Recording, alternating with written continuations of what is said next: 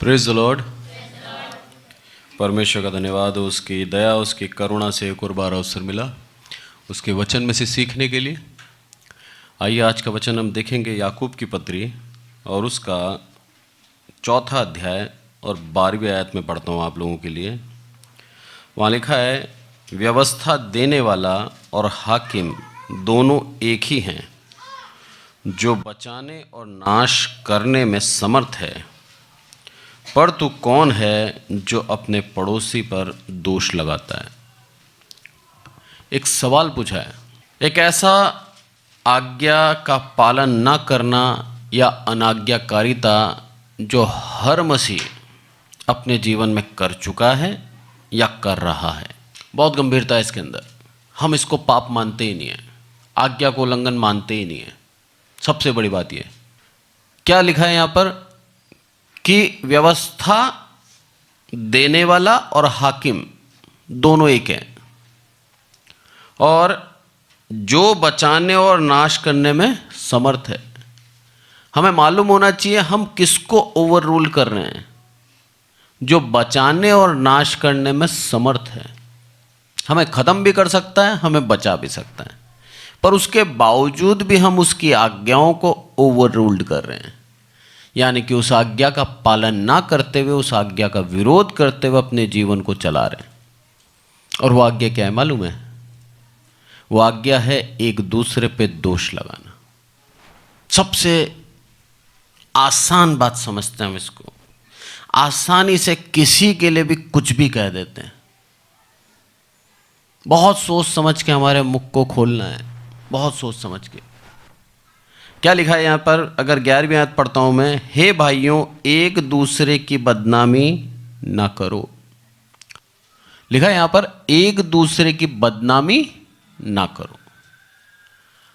अब कौन ऐसा है जिसने किसी के लिए कुछ ना कहा हो? अपने आप को जांचें। आसानी से कह देते हैं हम, मैं अच्छा था, इसने ऐसा किया। आसानी से कह देते। और जब हम कहते हैं ऐसा तो हम उसके ऊपर दोष लगाते हैं। और जब दोष लगाते हैं तो प्रभु यीशु मसीह की उस आज्ञा का उल्लंघन करते हैं जो उसने कहा था कि एक दूसरे पे दोष ना लगाओ, नहीं तो तुम पर भी दोष लगाया जाएगा। रीजन क्या है इसके पीछे? एक बहुत गंभीर कारण है, इसलिए बोलता है वो दोष मत लगाओ। मैंने आपको पहले ही बताया था, फिर बताता हूं। 2 व्यक्ति हैं जिनका केस कोर्ट में चल रहा है। आप समझना इस चीज को, ठीक है? मान लीजिए मैं और पास्टर अजीत, दोनों का केस कोर्ट में चल रहा है। अब न्याय करने का हक मैंने किसको दिया? जज को दिया, तभी तो हम कोर्ट में गए। अब हमारे पास एक अवसर है। क्या अवसर है? जज बोलता है आपस में सुलह कर लें, एक दूसरे के पाप क्षमा कर दें, और मैं तुम्हें दंड नहीं दूंगा। सच्चाई है। जब हम आपस में सुलह कर लेंगे, फिर जज को अधिकार है क्या हम पर कि हमारे को और सजा दे? नहीं है। यही कारण से प्रभु यीशु मसीह कहता है एक दूसरे को माफ कर दो, उस पर दोष मत लगाओ। क्योंकि जब तुम क्षमा कर दोगे, उस पर दोष नहीं लगाओगे, तो वो मुकदमा मेरे पास नहीं आएगा और तुम उस न्याय व्यवस्था से बच जाओगे जिसमें अगर हम आ गए तो दोषी ठहरेंगे, 100% दोषी ठहरेंगे। क्योंकि ऐसा मनुष्य अपना जीवन जो दोषी ना ठहरे या फिर न्याय व्यवस्था में पवित्र होकर निकले बहुत कम है, बहुत कम, बहुत कठिन है। दाऊद राजा बोलता है तू मेरे हृदय को और मेरे मन को परख, वो कहता है। अय्यूब बोलता है कि मैं तेरे सामने खड़ा होना चाहता हूं अपना मुकदमा लेकर। ये वो लोग हैं जिन्होंने पूर्ण मन से प्रभु की आराधना करी, पूर्ण मन से प्रभु के पीछे चले, और उनके मन में उसके अलावा कुछ नहीं था। 100% प्रभु को दे दिया। वो कह सकते हैं, क्या आज आप और हम कह सकते हैं कि हे प्रभु तू मेरे मन को जांच? बाहरी दिखावे को नहीं, बाहरी दिखावे से तो मसीह हूं मैं, पर मेरे मन को जांच तू, क्या सच में मैं मसीह हूं क्या? ये कहने की अगर शक्ति रखते हैं तो आप एकदम सही मसीह हैं और सही चल रहे हैं। पर यदि आज भी ये कहने की शक्ति नहीं रखते, आज भी आप ये नहीं कहते कि आप मेरे मन को जांच सकते हो प्रभु, तो तो आज भी आपको बहुत चीजों में बदलाव की आवश्यकता है। सबसे छोटी बात बताइए मैंने, जो आम तौर पे हर घर के अंदर होती है, हम किसी के लिए भी कुछ भी कह देते हैं, कुछ भी कह देते हैं, पर यहां पर लिखा है साफ साफ, बदनाम ना कर। बोलते समय सोच तो किसके लिए कह रहा है? अरे वो भी मेरी सृष्टि है, मैंने ही बनाया उसको, उसका विश्वास भी मुझ पे ही है। हम कैसे कह सकते हैं? इसलिए बोलता है आगे, वो व्यवस्था की बदनामी करता है और व्यवस्था पर दोष लगाता है। बोले ध्यान रखो, उस व्यक्ति पे दोष नहीं लगाया उसने किस पे दोष लगाया? व्यवस्था को बदनाम कराया और उसको दोष लगाया। ये समझना जरूरी है हमें, क्योंकि जब हम उस व्यवस्था का उल्लंघन करते हैं तब हम व्यवस्था के ऊपर आ गए। अब हम प्रभु यीशु मसीह से क्या कह रहे हैं कि प्रभु आप तेरी आज्ञाओं की आवश्यकता नहीं, मुझे मालूम है कैसे जीना है। यही मतलब हुआ, और बहुत गंभीर है ये, कि हम प्रभु की भी आज्ञाओं का उल्लंघन आसानी से कर रहे हैं और दिल के अंदर उसका 1% भी बोध नहीं है। हमारा विवेक हमें बोधित नहीं करा रहा और हम वैसे ही जी रहे हैं, और आज से नहीं जी रहे, सालों से जी रहे हैं। आज भी हमें 1% भी किसी के लिए कुछ भी बोल देने में अंदर विवेक बोधित नहीं करा रहा। क्यों? क्योंकि उस पवित्र आत्मा की तेज को बुझा दिया, उस आत्मा के ज्वाला को खत्म कर दी, अग्नि बुझा दी हमने। इस कारण से आज हम पूर्ण रूप से व्यवस्था के ऊपर आकर ओवर रूल्ड करते हैं और 1% भी हमारे दिल के अंदर बोध नहीं होता। ये वो छोटी छोटी बारीकियां हैं जिनके ऊपर मसीह को काम करना जरूरी है। सिर्फ प्रभु बोझ लेने से हमारा उद्धार नहीं होगा। प्रभु बोझ के अंदर भागीदारी तो हमारे लिए एक सौभाग्य है कि प्रभु ने हमें चुन लिया और हम भागीदार हो पा रहे हैं, पर हमारे चरित्र को सुधारने से हमारा उद्धार होगा, और उसके लिए भी सहायक कौन है? पवित्र आत्मा है। हम खुद नहीं सुधार सकते। अगर सुधार सकते तो प्रभु यीशु मसीह को इस पृथ्वी पर आने की जरूरत नहीं थी। इसलिए हमारे दिन भर के कार्य को समय मिलता है, रात में मनन करें और देखें कहीं अपने जीवन में हमने कहीं गलती से कोई पाप करा है तो हे प्रभु तू क्षमा कर।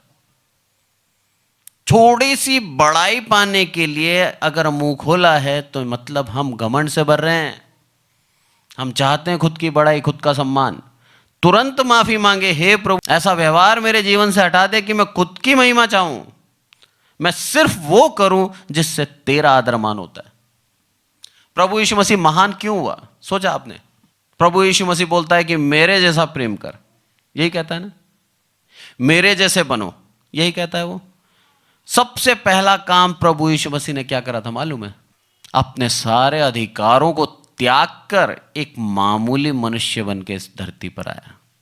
प्रिंस ऑफ पीस, राजाओं का राजा, शांति का राजकुमार है, स्वर्ग राज्य छोड़कर इस पृथ्वी पर आया।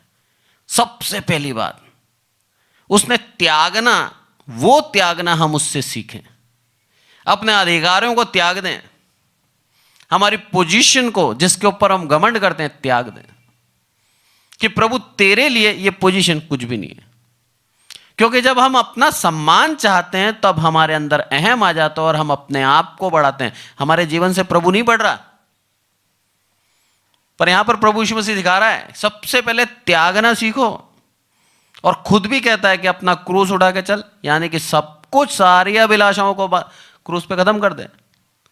जब तेरे जीवन को तू शून्य कर लेगा तब मैं तेरे जीवन के अंदर उंडेलूंगा वो पवित्र आत्मा जो मैंने तुझे दी है। पर शून्य करना जरूरी है। वचन कहता है उसने अपने आप को शून्य कर लिया, तब जाके प्रभु ने उसके ऊपर पूर्ण रूप से उंडेल दिया, उसे प्रभुता दे दी। और वही प्रभु यीशु मसीह आज हमसे कह रहा है कि तुम मुझसे भी बड़े बड़े काम करोगे। जो मैंने करे वो तो करोगे ही, उससे भी बड़े काम करोगे। उसके खुद के मुंह के वचन है, कैसे झूठे हो सकते हैं सोचो। इसलिए उसके चेलों ने उससे भी बड़े बड़े कार्य किए। आज वही कार्य वो हमें चाहता है कि हम करें, पर हमारी जबान का हम इस्तेमाल बहुत सोच समझ के करें, क्योंकि ये हमें दूर कर देती है, ये हमें प्रभु के साथ चलने नहीं देती। थोड़ा सा अहम, थोड़ा सा घमंड हमें परमेश्वर से बहुत दूर कर देता है। थोड़ा सा ये कह देना कि ये व्यक्ति मसीह में नहीं है, हम कौन होते हैं? हम जज हैं।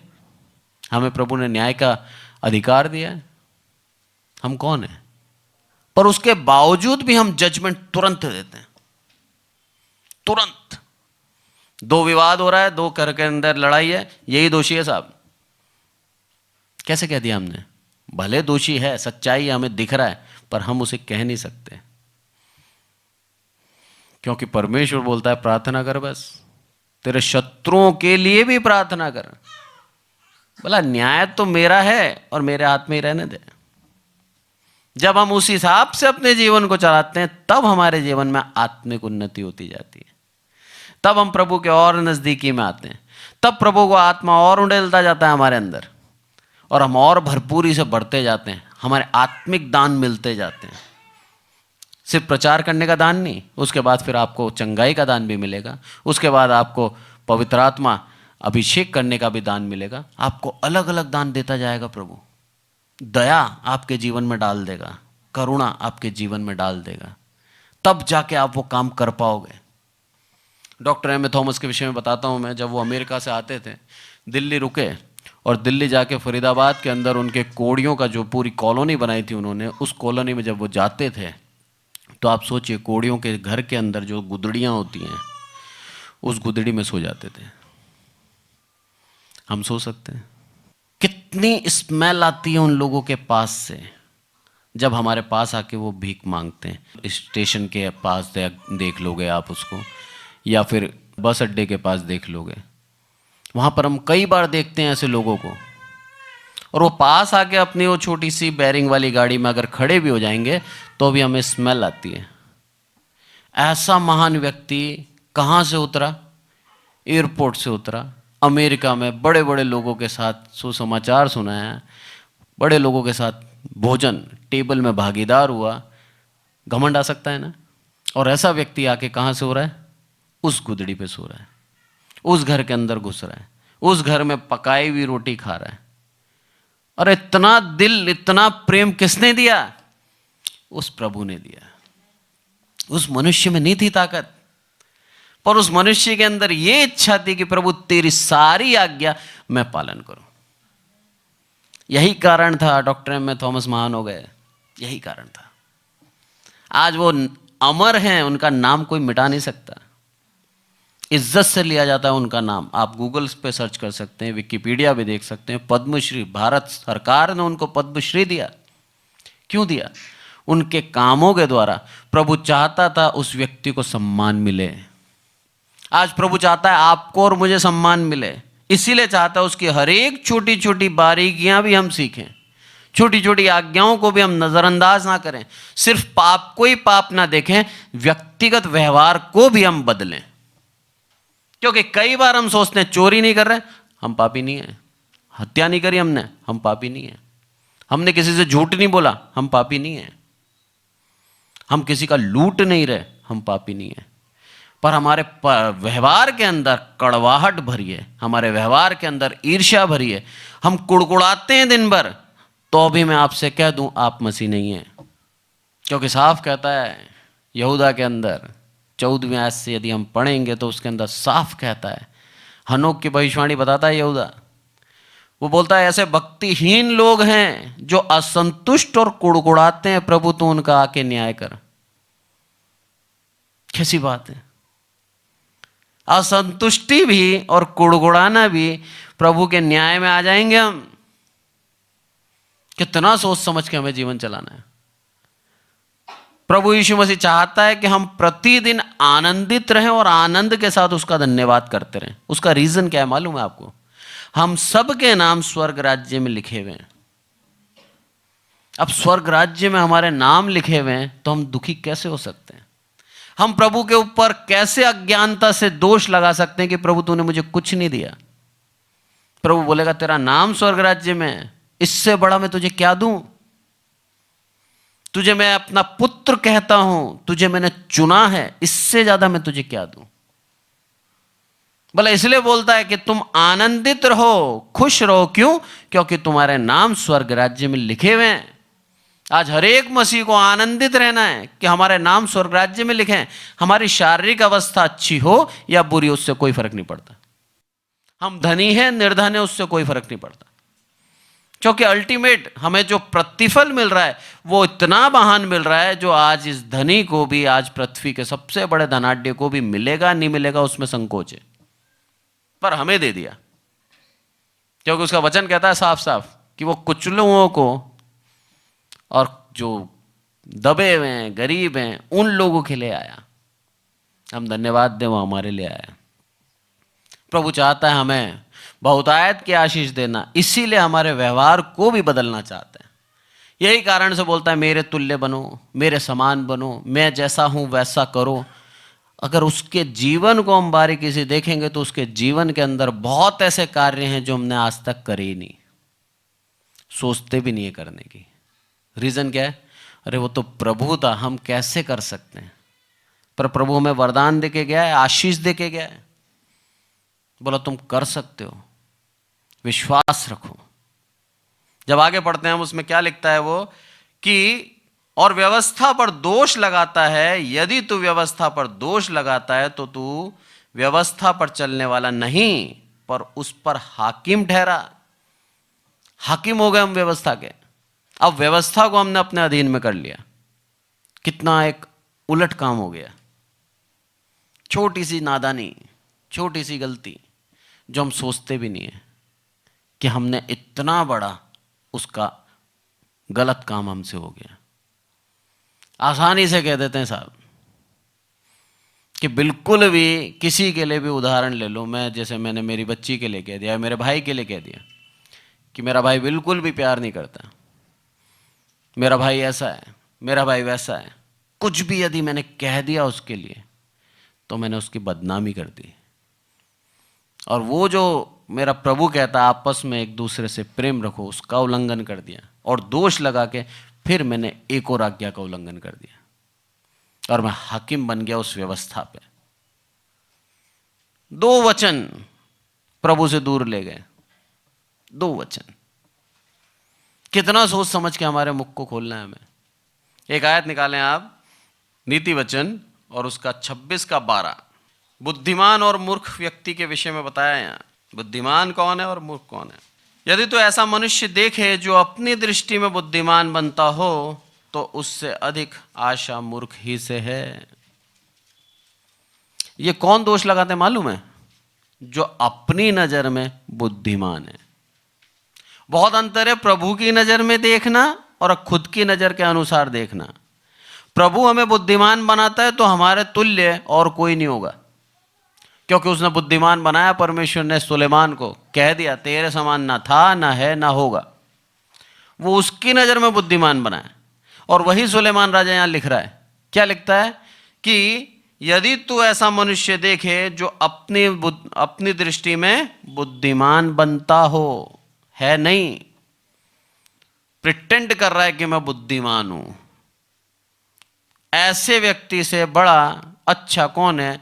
मूर्ख से आशा रख लेना, जिसके अंदर दिमाग नहीं है। कितना बड़ा एक दुख की बात है। ऐसा व्यक्ति जो अपने आप को बुद्धिमान समझता है कि मैं हूं सब कुछ, मैंने पूरी विद्या पढ़ रखी है, मेरा सब कुछ जानता हूं, मैं सब कुछ कर सकता हूं, ऐसे व्यक्ति से अच्छा मूर्ख से आशा रख लेना। वो तेरे वचन को सुन लेगा एक बार, पर वो बुद्धिमान नहीं सुनेगा। यही कारण से प्रभु यीशु मसीह जितने भी वाक्य बोलता था मैक्सिमम दृष्टांतों में कहता था। यही कारण से, क्योंकि वचन कहता है मैं ये सुनकर भी ना सुने और ना समझे, कहीं ऐसा ना हो ये सुनकर पलट जाएं। किन लोगों के लिए लिखा है? वही बुद्धिमानों के लिए लिखा है जिन्होंने व्यवस्था के ऊपर आ गए थे, जो व्यवस्था के हाकिम बन गए थे, जो प्रभु यीशु मसीह के वचनों को भी तुच्छ जानते थे, जो परमेश्वर की व्यवस्था को तोड़ मरोड़ कर अपने हिसाब से चलते थे। उन शास्त्रियों और फरीसियों के लिए लिखा था। क्यों? वो अपने अंदर बुद्धिमान समझते थे अपने आप को। थोड़ा सा ज्ञान पा लेना वचन का, हम अहम से भर ना जाएं, ध्यान रखें। अगर भर गए तो हम शास्त्री और फरीसी बन सकते हैं। थोड़ी सी प्रार्थना कर लेना, सीख जाना। हम ये ना सोचे कि हमसे अच्छी प्रार्थना कोई करता ही नहीं है। वैसे एक बात बताऊं, मैं प्रार्थना का कोई तरीका नहीं होता। बहुत लोग कहते हैं, मेरे पास एक फ़ोन आया, आंटी की उम्र थी 91 साल। 91 साल के अंदर वो खुद हेल्पिंग का काम करती हैं, हेल्प करती हैं दूसरे घर के अंदर, हाउस होल्ड हेल्प, और खुद अपने आप को उस पैसे से अपने जीवन को चलाती हैं। कोई पेंशन नहीं है, कुछ नहीं है। वो इतना मैं उनके लिए सम्मान रखता हूँ दिल के अंदर कि परमेश्वर ने उनको अभी तक सुरक्षित रखा है और हर एक काम वो आज भी कर पा रही हैं। 91 साल। वो मेरे से बोलती हैं कि बेटा मुझे प्रार्थना नहीं आती। तो मैंने बोला प्रार्थना क्या मानते हो आप, क्या होती है प्रार्थना? बोला हमारे चर्च में, चर्च भी जाती हैं, 91 साल की हैं। जो जवान हैं और चर्च नहीं जाते हैं उनके लिए वो एक तमाचा है। 91 साल। मैंने वीडियो कॉल पे बात करी, एकदम स्किनी, एकदम पतली सी हैं, और पर पूरा काम वो खुद करती हैं। बोला मैं चर्च जाती हूँ और चर्च में देखा है मैंने बहुत से लोग अच्छी अच्छी प्रार्थना करते हैं, मुझे प्रार्थना नहीं आती, मैं प्रभु से मांगती हूँ तो प्रार्थना सीखा। मैंने कैसे मांगते हो? बोला मैं प्रार्थना करके मांगती हूँ। प्रार्थना क्या है? आपकी इच्छाएं, आपका निवेदन मेरे प्रभु के पास पहुंचा दें, यही है प्रार्थना, और कुछ नहीं है। जरूरी नहीं है कि आपने आधा घंटा प्रार्थना करी और सामने वाले ने 5 मिनट प्रार्थना करी तो 5 मिनट करने वाले को प्रार्थना नहीं आती। ऐसा नहीं है कहीं भी। आपको जरूरत एक है, आप उसको मांगो, प्रभु का धन्यवाद दो, प्रभु के नाम से आमीन बोलो, हो गया प्रार्थना। जरूरी नहीं है सारे के सारे आश्चर्य कर्म उस प्रार्थना में याद दिलाना प्रभु को। कई बार लंबी करने के लिए हम सोचते हैं हमें भी आती है प्रार्थना और हम ऐसा करते हैं। कहीं नहीं लिखा। प्रभु यीशु मसीह ने प्रार्थना सिखाई थी चेलों को, उस प्रार्थना को पढ़ो आप, 1 मिनट भी नहीं लगेगा। जो सर्वज्ञाता, जिसको सब मालूम है, पूरी सृष्टि उसके दिमाग के अंदर है, उसने प्रार्थना सिखाई, 1 मिनट में खत्म हो गई। और वो ऐसी प्रार्थना जिसमें इतनी गंभीरता है, आज तक उस प्रार्थना का मतलब ही निकालते रहो ना तो आप प्रचार, पता नहीं कितने प्रचार बना लोगे, इतनी गंभीरता है उस प्रार्थना के अंदर। तो आपके वचनों के अंदर गंभीरता होनी चाहिए, क्या कह रहे हो। जरूरी नहीं है लंबी और छोटी। और वो आंटी मेरे से बोलती मैं लंबी प्रार्थना नहीं कर पाती। मैंने छोटी कर लो, प्रभु उसे भी सुनता है। कहीं नहीं लिखा कि बड़ी ही प्रार्थना सुनता है। ये होता है हम आसानी से दोष लगा देते हैं। वो क्यों ऐसा दिल में दुखा उनको मालूम है। चर्च के अंदर सबके सामने उनके पास्टर ने उनसे कह दिया आपको प्रार्थना करनी नहीं आती। सोचो आप, एक उस व्यक्ति के विश्वास को आपने तोड़ दिया। कैसे कर सकते हैं हम। वो जब से निराश हो गए, जब से प्रार्थना करना छोड़ दी। पर मैं जब भी बात करता हूं मैं बोलता हूं उससे मेरे लिए प्रार्थना करो। हमें एक दूसरे का हाथ पकड़ के बढ़ाना है, ना कि उसको बिठा देना है। ऐसे एक व्यक्ति, मैं बताता हूं आपको, गुजरात से फोन आया मेरे पास। उस व्यक्ति ने अपने जीवन को प्रभु के लिए दिया, प्रचारक था वो। उसी के चर्च वालों ने उसको प्रचार करने नहीं दिया, बिठा दिया, दूसरे को लेके खड़ा कर दिया। वो व्यक्ति की सेवका ही छूट गई। ऐसा निराश हुआ कि बोलता है कि अब मेरे को प्रचार कहाँ करूं मैं। बोला मैं 62 साल का हो गया हूं अब। मैंने जिस सेवकाई को बढ़ाया था, मैंने जिसको बहन को आगे बढ़ाया था, सबको जो मैंने आगे बढ़ाया था, आज वो आगे हो गए और मेरे को उन्होंने पीछे कर दिया। बोला मैं सेवकाई नहीं करूंगा। उसने उसी कारण से सेवकाई करना छोड़ दिया। सोचो कितना ज्यादा महत्वपूर्ण है हमारे शब्द। ये 2 उदाहरण मैंने क्यों दिए। अगर वो उनसे प्यार से बात करते, अगर उनकी बदनामी नहीं करते, अगर उनके ऊपर दोष नहीं लगाते, तो आज दोनों भी मसीह के अंदर आत्मिक उन्नति करते जाते। उन्होंने क्यों पीछे हुए? क्योंकि उनका सम्मान नहीं करा। अगर उनको करते, हाथ पकड़ के प्रोत्साहित करते, 100% मैं कह रहा हूं दोनों प्रभु में और बढ़ जाते।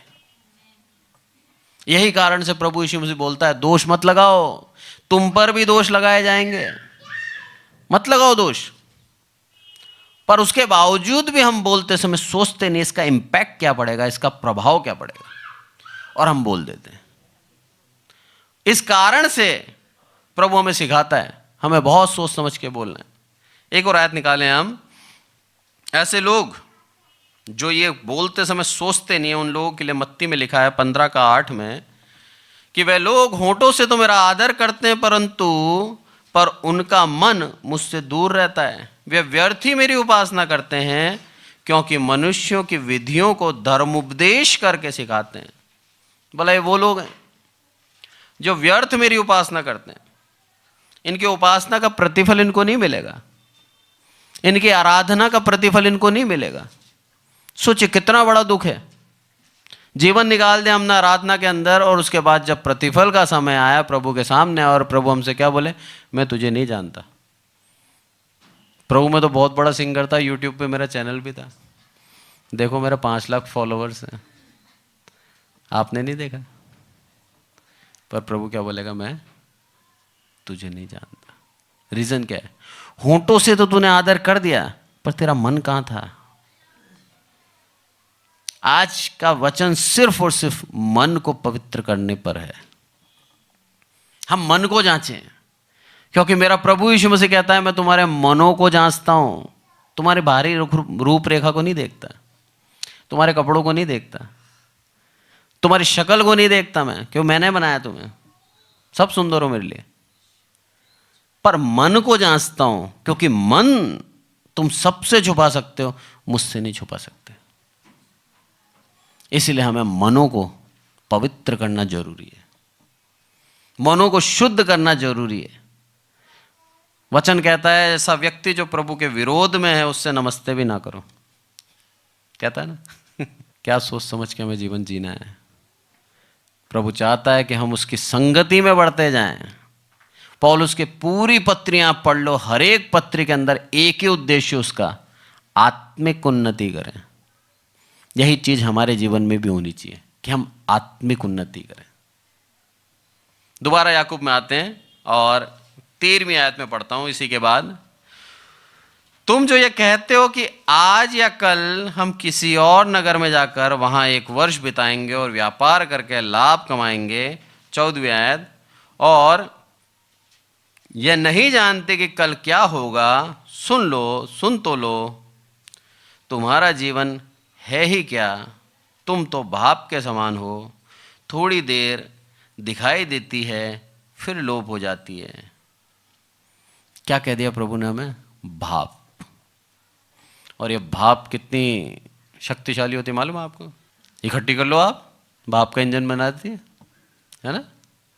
कुकर के अंदर भाप आप रोक दो, कुकर फाड़ देती है। ताकत तो है भाप में, ऐसी बात नहीं है, पर दिखती थोड़ी देरी है। जब हम भाप इकट्ठी कर लेते हैं अपने घमंड के अंदर, हम भी फूलते जाते हैं और फिर ब्लास्ट हो जाते हैं, ताकत दिख जाती है हमारी और धार्मिकता खत्म हो जाती है। इसीलिए प्रभु बोलता है कि अपने आप को जांचें, क्योंकि आप ही अपने आप को जांच सकते हो, दूसरा नहीं जांच सकता, कोई नहीं जांच सकता। मैं मेरे 3 बच्चे हैं, तीनों बच्चों के मन को नहीं जांच सकता, मेरी वाइफ के मन में क्या है वो नहीं जांच सकता, मेरी माँ के मन में क्या है मेरे प्रति मुझे वो नहीं मालूम। अब आप इससे बड़ा और क्या बोलोगे? किसी के मन में क्या है किसी के प्रति आप नहीं देख सकते। क्यों कोई किसी से मतलब से बात कर रहा है आपको नहीं मालूम। दुनिया में कई ऐसे जो सिर्फ मतलब से ही बात करते हैं, और जहां मतलब नहीं होता वहां बात ही नहीं करते। तो असली प्रेम कहां गया? प्रभु क्या बोलता है? मेरे समान एक दूसरे से प्रेम करो। पर आज प्रेम कैसा चल रहा है? मतलब का प्रेम चल रहा है। भाप के समान होते हैं, जैसे ही मतलब पूरा होता है भाप गायब, हम गायब, फिर ढूंढता रहे इंसान। ये है सच्चाई। पर यह किसी को नीचा दिखाने के लिए नहीं कह रहा मैं, प्रभु का वचन जो याकूब कह रहा है उसी चीज को हम समझा रहे हैं कि यदि ऐसा है तो आज भी अवसर है कि हम अपने आप को बदलें, क्योंकि आज तो है अवसर। प्रभु आ गया तो फिर अवसर नहीं होगा। एक हैबिट होती ना, हैबिट, उसको बदलने में भी बहुत समय लगता है, बहुत समय लगता है। मेरे कई दोस्त हैं जो नशा करते हैं, कई दोस्त कॉलेज टाइम से नशा करते आ रहे हैं, कॉलेज के स्कूल टाइम से करते आ रहे हैं, और आज कितने साल के? 40-40 साल के हो गए। आज दुखी हैं उस नशे से, दिल से चाहते हैं छोड़ देना, क्योंकि अब उस नशे के द्वारा उनके शरीर के अंदर बीमारियां आ गई। आज चाहते हैं, बोलते हैं कि जॉनी मैं छोड़ना चाहता हूं पर छूटती नहीं। उस समय जब जवान थे, 15 साल के थे, तब भी हम कहते थे छोड़ दो, गलत काम है, तब नहीं सुनते थे।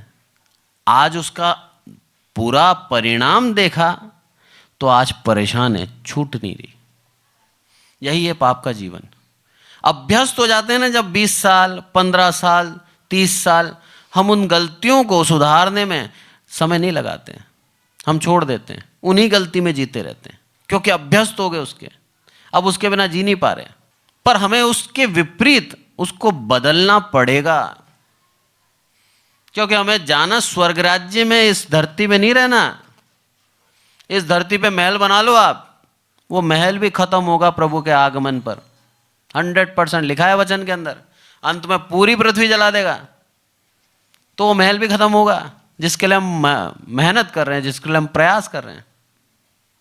पर प्रभु क्या बोलता है, अपने मन को पवित्र करने में आके बस जाऊंगा और तेरे को वो दे दूंगा जो तेरी बहुत बड़ा उपकार है तेरे पे, क्योंकि स्वर्ग राज्य के योग्य नहीं है हम, पर उसके बावजूद भी वो देना चाहता है, क्योंकि उसका प्रेम है। हमारा बच्चा कैसा भी होता है ना, हमें प्यारा लगता है। दूसरा उसके अंदर 2 कमियां निकाले, 10 कमियां निकाले या 100 कमी निकाले, पर हमारे लिए हमारा बच्चा प्यारा है। उसकी गलतियों को भी हम नजरअंदाज करते हैं और इस आशा में जीते हैं कि एक दिन वो सुधर जाएगा। यही है माँ बाप, यही देखता है। बच्चा जवान भी हो जाता है तो ये सोचता है सुधर जाएगा, भी नादान है। यही प्रेम प्रभु परमेश्वर हमसे करता है, क्योंकि हम उसके बच्चे हैं। इंतजार करता रहता है, सुधर जाएगा, सुधर जाएगा, धीरज रख के बैठा है, मेरा बच्चा है ये, मैं कैसे त्याग दूं इसको, क्योंकि इसको मैंने दिया है स्वर्ग राज्य, इसको नहीं त्यागूंगा। पर हम खुद ही उसका दामन छोड़ के भाग जाते हैं। उड़ाव पुत्र के उदाहरण से सीख सकते हैं हम। पिता ने निकाला क्या उसको? नहीं, खुद गया पिता को छोड़कर। हम जाते हैं प्रभु यीशु मसीह को छोड़कर अपने जीवन को पूर्ण रूप से पाप में जीने के लिए, और मेरा प्रभु इंतजार करता है तब भी कि वापस आएगा। ऐसा प्रभु यहां पर क्या बोल रहा है मालूम है? तुम घमंड करते हो तुम्हारे कल के लिए। अरे तुम क्या घमंड कर सकते हो? तुम बाप के समान हो, तुम्हारे वचन ऐसे होने चाहिए। इसके विपरीत तुम्हें यह कहना चाहिए कि यदि प्रभु चाहे तो हम जीवित रहेंगे और यह और वह काम भी करेंगे। अरे तुम्हारा जीवन प्रभु चाहे तो होगा। तो हमें यह ध्यान रखना है कि हमें जीवित रहना है, ना कि हमें घमंड करना है कि मैं ये सब कर दूंगा। कितना अंतर हो गया। आज हम घमंड कर लेते हैं। प्रभु हमें सिखा रहा है ना हम दोष लगाएं, ना हम घमंड करें, ना हम अहम से फूलें, क्योंकि ये सारी चीजें हमें प्रभु से दूर ले जाती हैं। हमें प्रभु से दूर नहीं जाना, हमें उसके करीब बने रहना है, उस डाली के रूप में जुड़े रहना है, उस दाखलता से। उसी से हमें आशीष मिलती है, उसी से हमें पोषण मिलता है, उसी से हम बढ़ते जाते हैं। पर जैसे ही घमंड आता है हम टूट जाते हैं, हम अलग हो जाते हैं। जैसे हम उसकी व्यवस्था का उल्लंघन करते हैं, उसकी आज्ञा का पालन नहीं करते, हम अलग हो जाते हैं। सोचिए कितनी बार दिन में अलग होते होंगे, कितनी बार प्रभु वापस लगाता है। वो तो उसकी दया है, क्योंकि उसने बोला है माफ कर, क्योंकि वो खुद माफ करता है, इसीलिए बोला उसने माफ कर। अगर वो माफ नहीं करता ना तो हमें भी नहीं कहता माफ कर। वो कहता है माफ कर, दिन में 7 बार भी बोले तो 7 बार माफ कर। ये प्रभु की दया है जो हमारे ऊपर है उसकी। किसी भी बच्चे से बोलो ये पाप है क्या? किसी मनुष्य से बोलो कि वो व्यक्ति आया था तेरे पास, वो सर्दी से परेशान था, तूने जैकेट देना चाह तो रहा था पर तूने दी नहीं। बोला ये जो तूने करा नहीं ये पाप है क्या? बोला नहीं, मेरी इच्छा मेरी जैकेट, इसमें क्या पाप? अगली बार दूसरे को दे दूंगा। पाप मानेगा क्या उसको? नहीं मानेगा। पर प्रभु का वचन क्या कहता है? इच्छा हुई पर करा नहीं। इसका मतलब समझे आप? इच्छा आपकी नहीं थी, वो अंदर पवित्र आत्मा कह रहा था आपको मदद कर, आपने उसकी आज्ञा का उल्लंघन किया और मदद नहीं करी। यह है पाप, आज्ञा का उल्लंघन पाप है। हमारे अंदर जो पवित्र आत्मा हमसे कई बार उदारता का काम कराना चाहती है, कई बार दया कराना चाहती है, कई बार हमें दान देने को विवश करती है और हम देते नहीं हैं, ये पाप है। कि उस आत्मा को हम बुझा रहे हैं। भला तू चुप, मेरा खर्चा होगा, मुझे नहीं देना, अभी 1 साल और पहनूंगा। भले 10 कोट पड़े पर देना नहीं है। उस आत्मा को हम बुझा रहे हैं, ये है पाप। इसलिए बाइबल को बहुत ही गंभीरता से पढ़ें और परमेश्वर से मांगें कि हे प्रभु मुझे इसको सिखा। 100% ऐसा सिखाएगा आप, मतलब आप हर एक आयतों को सीख जाएंगे और कोई आपको बेवकूफ नहीं बना पाएगा। सबसे बड़ी बात, जिनके विषय में लिखा है बाइबल के अंदर, झूठे भविष्यवक्ता खड़े होंगे और हो सके तो चुने हुओं को भी भरमा दें। वो आपको भरमा नहीं पाएंगे क्योंकि आपको पूरी बाइबल समझ में आ जाएगी। आज यूट्यूब के अंदर कई लोग ऐसी ऐसी बातें करते हैं। मुझे आपको सिर्फ उदाहरण के लिए बोल रहा हूं, मैं उनकी अनादर नहीं कर रहा। बोलता है प्रभु यीशु मसीह जब हमें स्वर्गारोहण करेगा तो एक गुप्त आगमन है उसका, जो किसी को नहीं पता। वो गुप्त आगमन में हमें उठा के ले जाएगा। अब पूरी बाइबल पता नहीं कितनी बार पढ़ी होगी मैंने आज तक इसके अंदर गुप्त आगमन नहीं पढ़ा। आप में से किसी ने पढ़ा? आपने भी नहीं पढ़ा। उस भाई ने कहाँ पढ़ा? पढ़ा नहीं है, उस भाई ने सुना है। बहुत अंतर है पढ़ने में और सुनने में। किसी पास्टर ने कह दिया, सुन लिया, विश्वास कर लिया। ऐसा चरित्र है यदि मसीहों का तो गलत है। पौलुस साफ कहता है जो कह रहा है उसको परखो। किससे परखोगे? वचन से परखोगे। जो कह रहा है सही तो कह रहा है, अगर सही कह रहा है तो मानो, नहीं तो भैया उस प्रचारक को सुनना छोड़ दो, वो आपको गड्ढे में ले जाएगा। वचन से है आदर दो, वचन से नहीं है अनादर करते समय 1% ना झिझकें, क्योंकि वो पवित्र आत्मा से नहीं कह रहा, उसके लिए वचन में कह रहा है ऐसे व्यक्ति को नमस्कार भी मत करो। तो हमें परखना आना चाहिए। कब परखेंगे? जब सिलेबस पूरा पढ़ा होगा, तभी तो क्वेश्चन आंसर समझ में आएंगे। यही होता है ना, क्लास 10th का सिलेबस पूरा कर लिया तो आपको उसके क्वेश्चन आंसर समझ में आने लग जाते हैं। तो सिलेबस ही नहीं पढ़ा तो आउट ऑफ कोर्स है साहब। कई मसीह हैं जो आज भी आउट ऑफ कोर्स में चल रहे हैं। हम ऐसे ना बने। हम प्रभु का धन्यवाद दें, उसने हमें चुना है और आज अवसर दिया है कि इस बाइबल को निरंतर पढ़ें।